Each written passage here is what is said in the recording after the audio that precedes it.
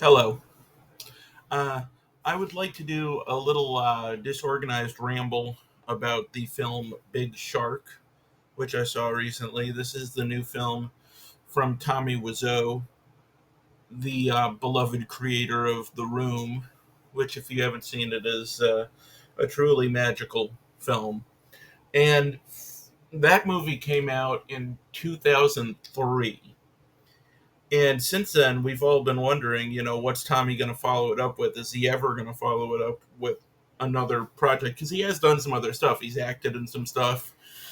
But we all were wondering, what's the next big project you're going to write and direct and star in? And for a while, he was going to do this movie I remember called the Foreclosure, where I believe his house was getting foreclosed and he was holding up a bank, to stop them from foreclosing on his house or something.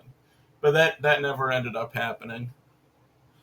And then this really ridiculous trailer for Big Shark came out a few years ago, and his friend Greg Sestero, who they do all their creative projects together pretty much, said that they just did the um, the trailer as a joke and that there wasn't really a movie. I'm just noticing in the background there's a giant trash bag.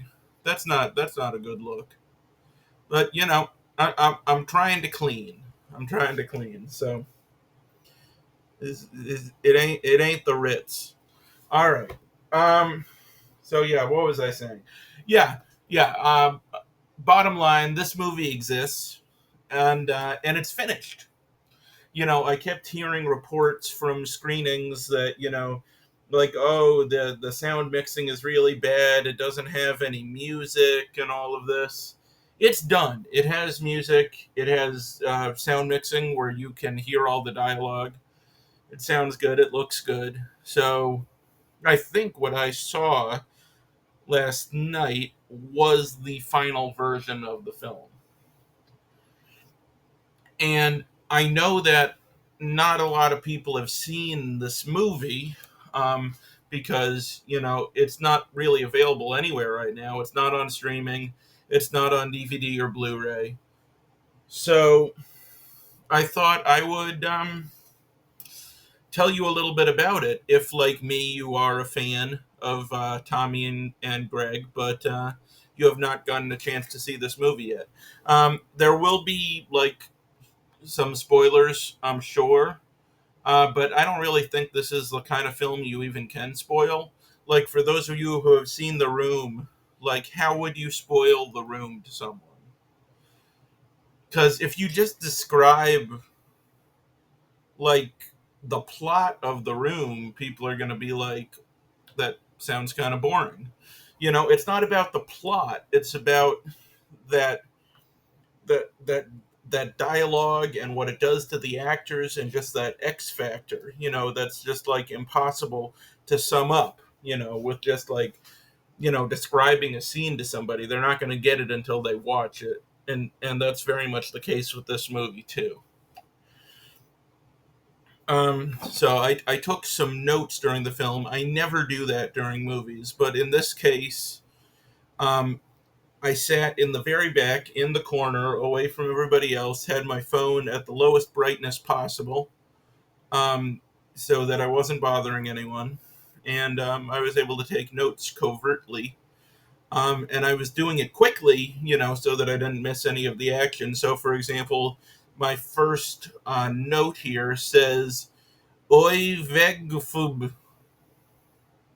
So I don't know what that was. That note is gone. But I do have several notes here that are at least partially coherent. Um, so I've heard a lot of people going back and forth about this movie. A lot of Tommy's fans. First of all, a lot of these people have probably seen the unfinished version, which might influence them. I've heard that that the sound was really a mess for a while, for example. Um, but a lot of these, there's debate going back and forth on, is this like as pure a cinematic experience as The Room, or has Tommy gotten too self-aware and is trying to be funny? And here are my thoughts on this important issue. First of all, we all know that Tommy is at his most funny when he's trying to be serious, at least partially. Because that's what's one of the things that's so wonderful about The Room is that his writing, his acting is very unique and very odd, but it's also very sincere, and it comes from like a real emotional place. Um, and that's even more apparent to you if you read the book that Greg Sestero wrote with Tom Bissell, the disaster artist, about the making of the movie, which is one of my favorite books ever.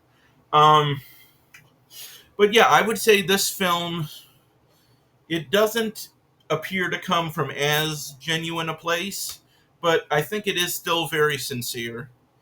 I think that Tommy was a little more focused this time on, I want to make something that's like overtly entertaining. Like I want to make like a creature feature that's just like big crazy fun movie. And maybe it was less about I want to be an artist and more about I want to be an entertainer. But that doesn't mean it's insincere, and I don't feel like it was. I feel like Tommy is like too singular as a performer to be insincere, at least in his own projects, where he's saying his own words, you know, like Tommy is, you know, a very, very eccentric person, both as an actor and as a writer, and nothing's going to take that away. No matter what his intentions are with the art, you're never gonna take that inherent strangeness out of Tommy. It's always going to be there, and it's always going to be funny and engaging and weirdly charismatic, and that's very much the case here. In terms of this being a coherent character, like not so much, but he's constantly entertaining. And you never know what he's going to do next. And some of his line readings are just not at all the way you would, expect them to go. He takes some interesting kind of left turns. And one of the things that I liked about this film, and this is just a different approach, is that I like the way the actors played off him in this movie. Because if you watch The Room, I feel like Tommy is giving this very unique performance, and all the other performers are kind of being like, well, we can't do that. That's not in our wheelhouse. So we're gonna just try to give kind of more naturalistic performances.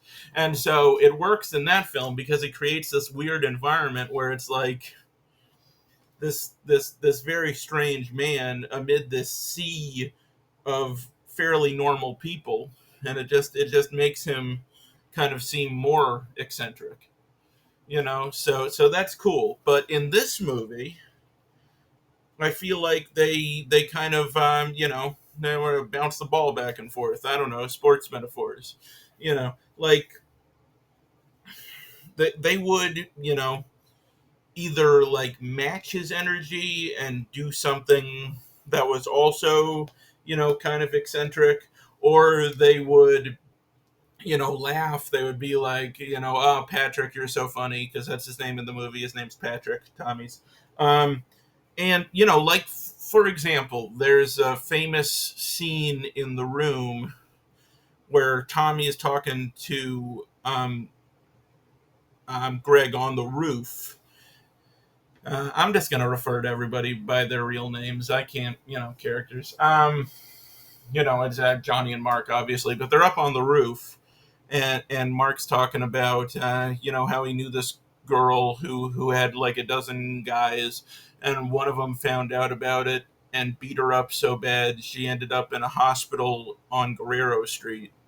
And this is like a horrifying thing to hear, obviously. And Tommy laughs and says, "What a story, Mark." And Mark is just like, "Oh, you can say that again," which isn't.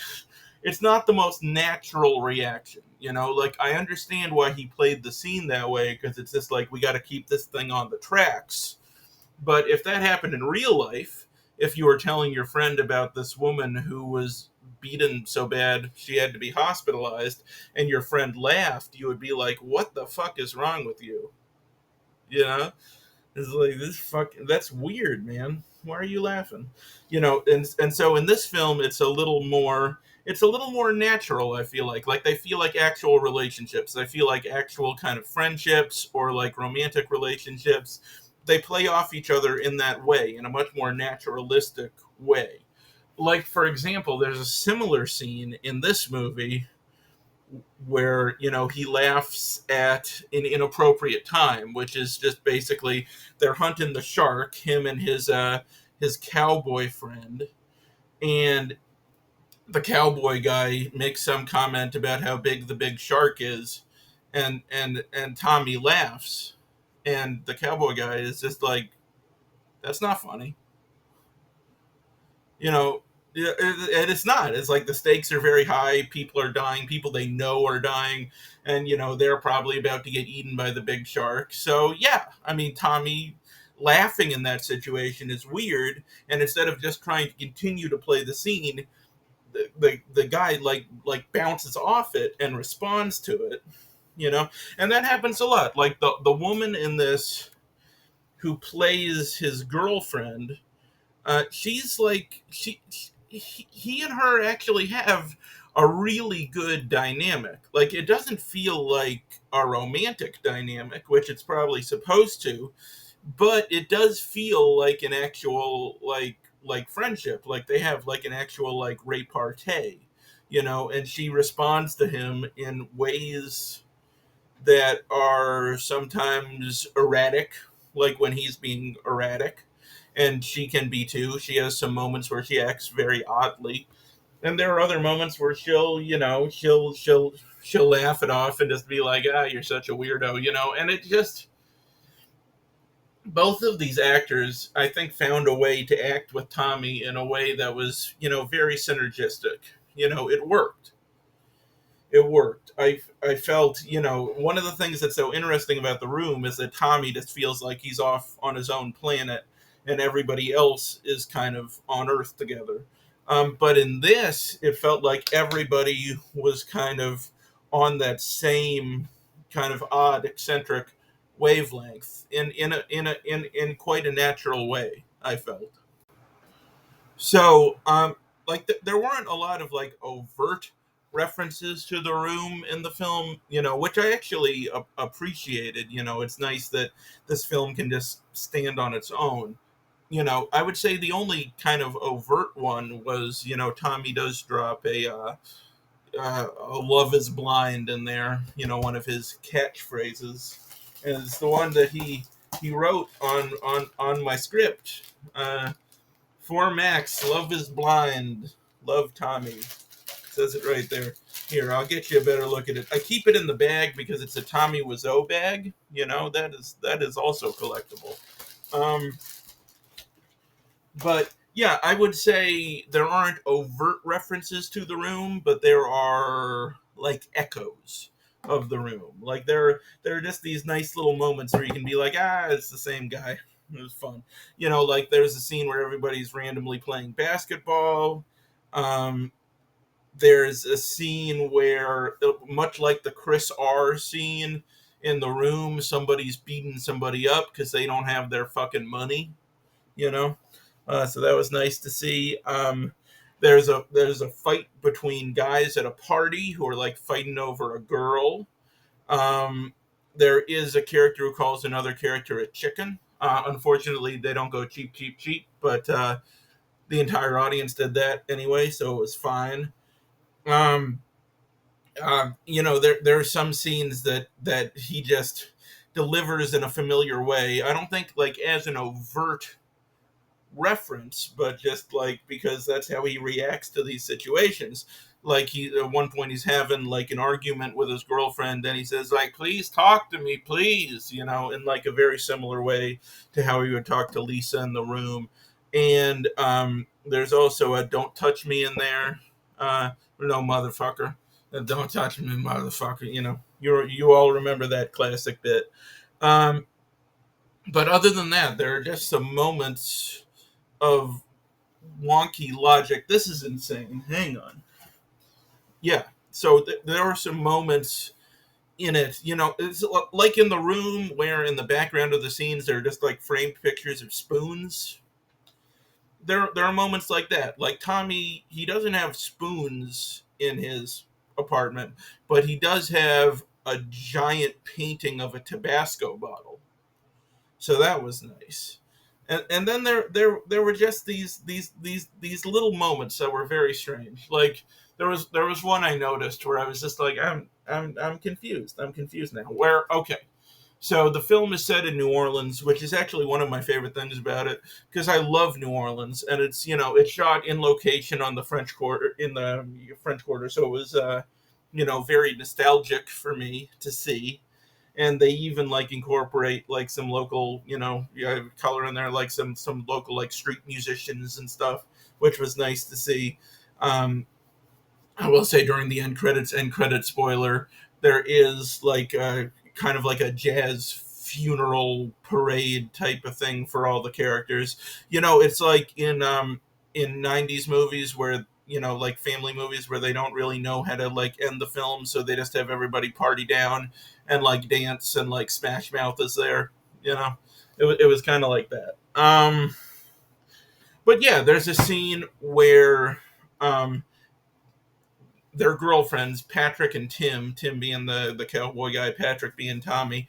Their girlfriends are walking around the French Quarter doing some shopping, and they're wearing coats. And then they go into this store, and then they say, "Oh man, it's really comfortable in here." And then they take off their coats, and one of them says, "Oh man, it's so hot outside."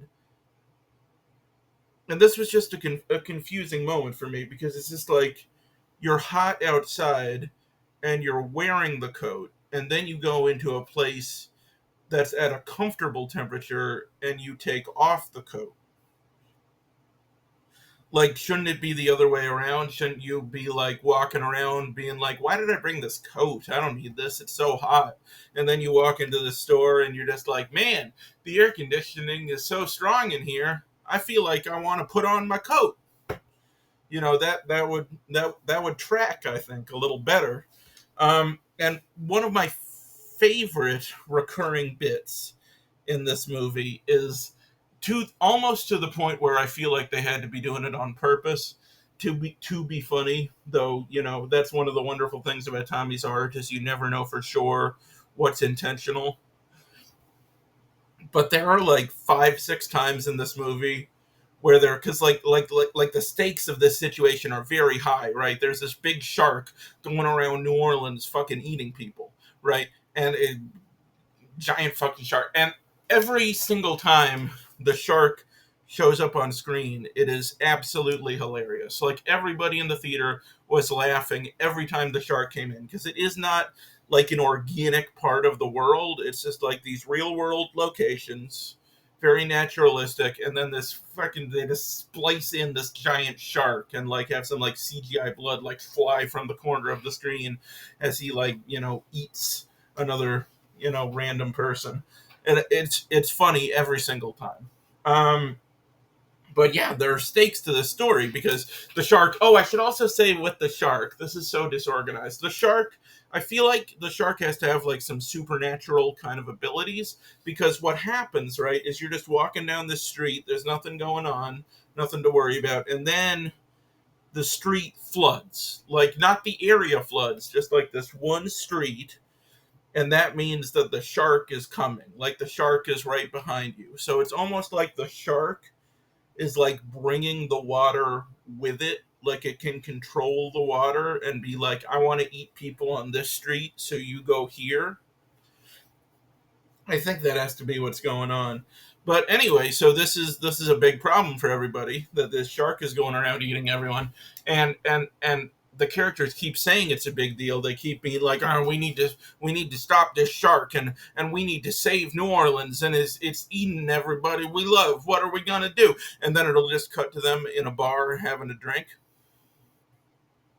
and this happens multiple times. Like my maybe the hardest I laughed in the entire film is there's a scene where Tim wakes up and he's like freaking out and he's like banging on the door and he's like, "Fucking Patrick, wake up, man, we slept too late, we gotta go, man." And then it just cuts to them in a bar having a drink.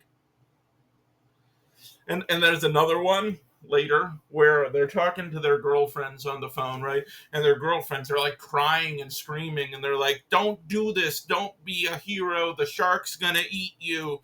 It's like, "Come home, we love you." And they're on the phone with them, and they're just like, "We have to do this, it is our destiny to stop the shark, but don't worry, we will return home to you, we promise."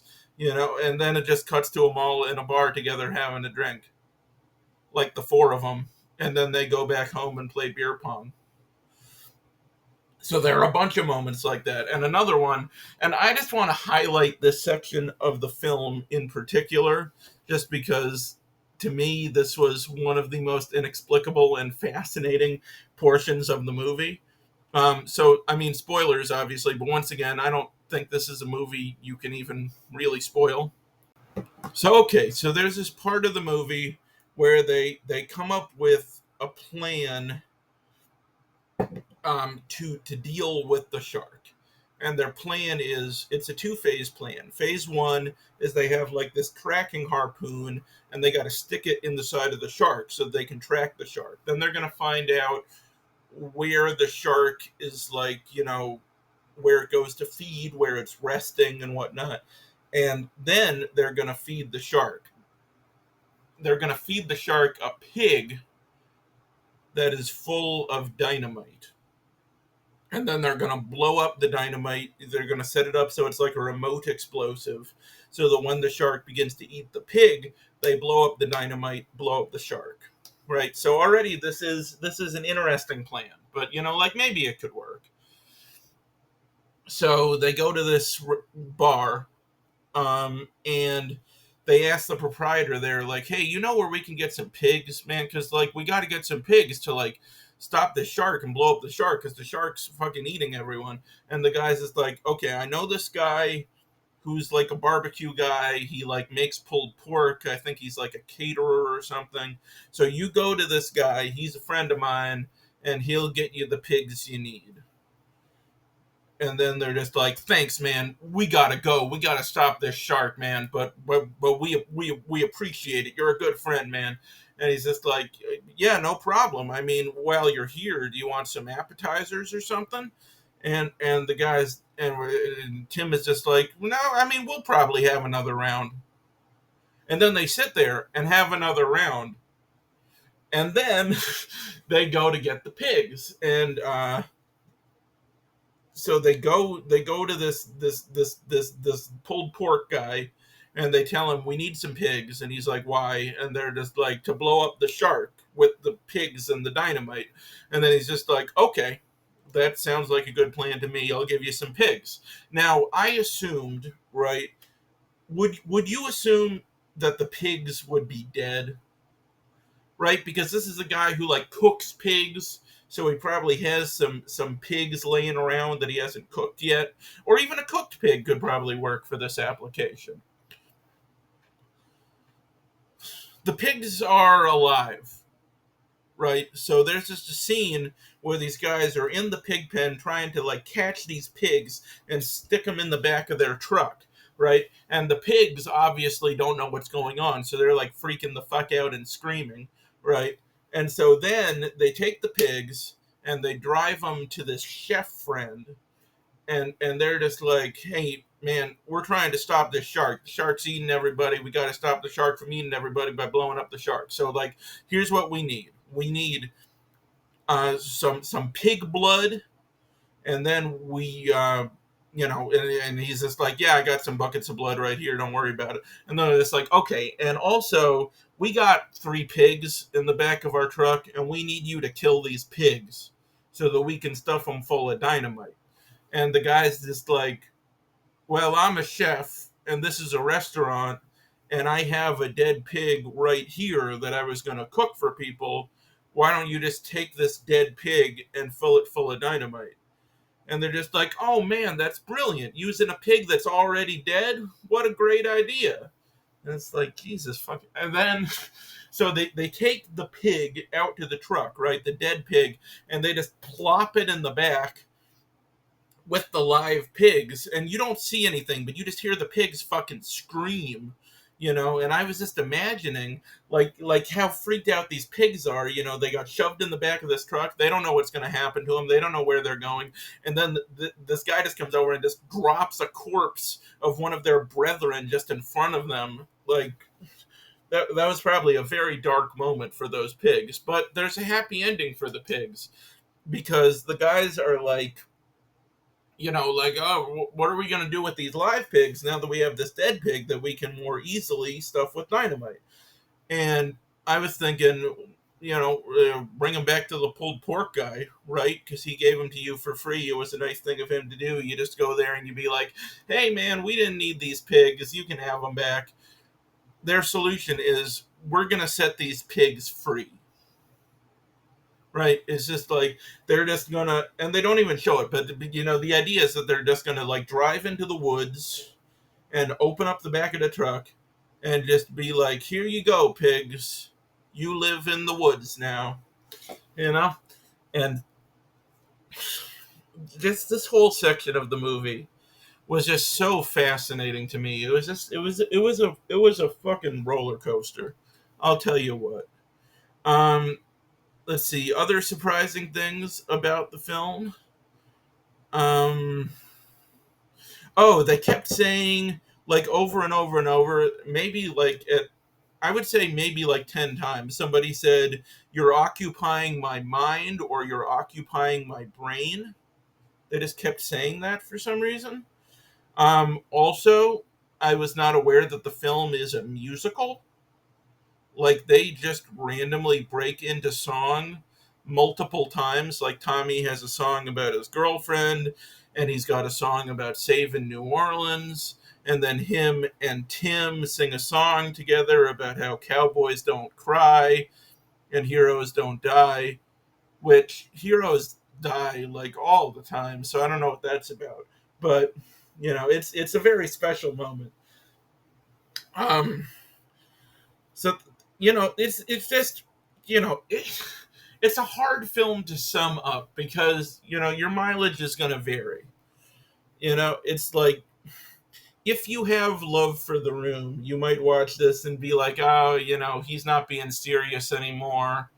He's indulging, in this crazy creature feature, and I wanted to see like another like sensitive drama from Tommy.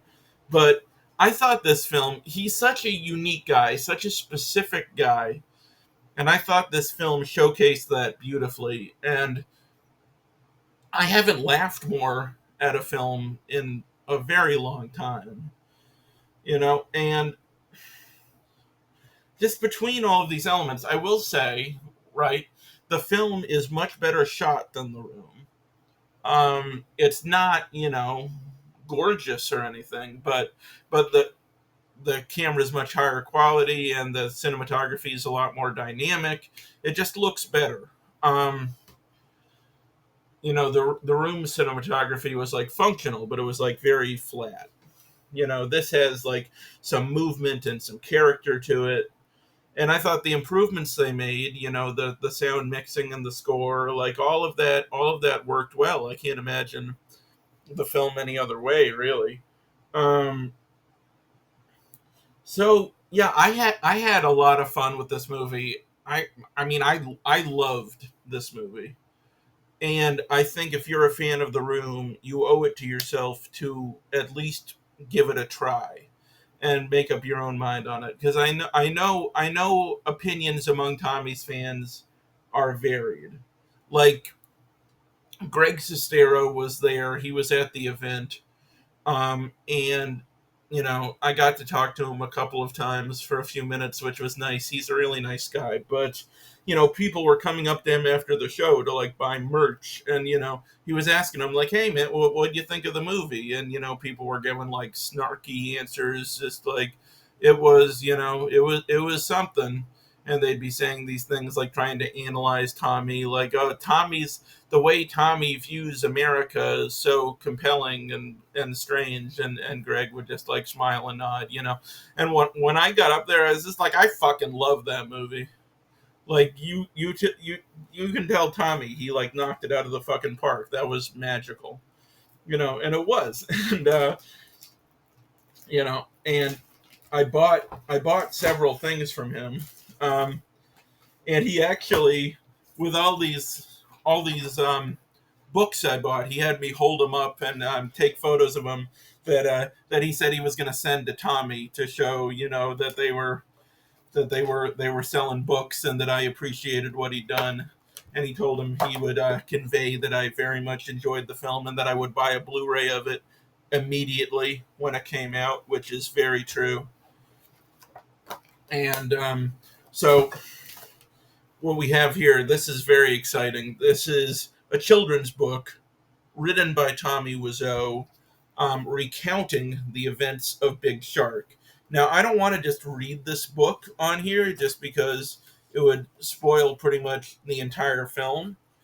But, in the wake of the film's release, which Greg said the Blu-ray was probably coming out in a few months, maybe like 6 months from now, I would be happy to do a reading of this very special children's book if anyone would like. Here's the "Cowboys Don't Cry, Heroes Don't Die," that whole song. Uh, and I'll just show you a couple of random illustrations here. Yeah, here's a great scene where they were in their car being chased down the street by the shark. Oh, and here's the pigs. This is the pig part where they're trying to catch the pigs so they can stuff the dynamite in the pigs, right? And they also had a coloring book version of this, and all these are signed by Greg, of course, which is very nice of him. But yeah, this is basically the same thing, except you got to color it in, and this shows you more of the pig process there. And I was also able to grab. I thought this was nice synergistically, just because you know when I would order things from the room store, Tommy would just, sign them, which was really nice of him. I wouldn't expect it, but like I'd buy a Blu-ray and he would sign it. Yo, Max, love Tommy, and then he sent me the shooting script. I mean, I bought it, but he sent the shooting script here with a headshot, and they're both signed. To Max, Love is Blind. So I saw that they had like nice bound copies of the room script there, so I grabbed it. So now I have a hard copy signed by Greg and a paper copy signed by Tommy. So that's pretty cool. And in addition to that, I have the room Blu-ray signed by Tommy and a Blu-ray of this film that they made together many years later called Best Friends slash Best Fiends, 2-volume film that I saw as a like a limited run like Fathom event. And this is a really interesting and fun movie. I do recommend it. But yeah, and this one's signed by Greg, so it's like I got one of each for the Blu-rays, one of each for the scripts. It's lovely, you know. So I guess what I'm trying to say is it was a wonderful experience. I think that movie is super fun, super unique. I was not disappointed at all. If anything, I was like constantly surprised and engaged by it and constantly laughing and just having the best time.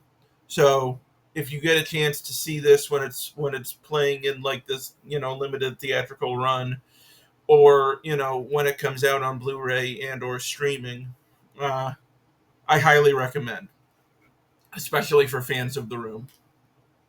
So I think that's about it. I'm sure I've forgotten something, but what can you do?